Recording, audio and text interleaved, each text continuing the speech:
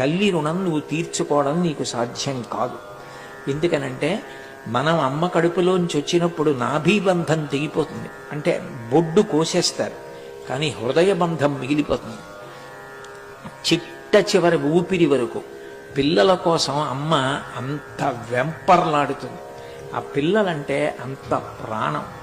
ఆ బిడ్డలు కడుపులో పెరుగుతున్నప్పుడు నిజానికి ఒంగోలేక తనకిష్టమైంది తినలేక వాంతులవుతుంటే అంత కష్టానికి ఓర్చి ఎక్కడ కాలు జారి పడిపోతానోనని అంత నెమ్మదిగా అడుగులు వేస్తూ అంత జాగ్రత్తగా ఉండి, ఒకవేళ ఆ బిడ్డని కంటున్నప్పుడు విశేషంగా నెత్తురు పోయిన కారణం చేత తాను మరణించినా మరణించవచ్చు. తాను మరణిస్తానని తెలిసినా కూడా తన బిడ్డకి జన్మనివ్వడం కోసం మృత్యువుకి కూడా సిద్ధపడే ఏకైక వ్యక్తి ఈ ప్రపంచంలో ఎవరైనా ఉంటే అమ్మ ఒక్కతే.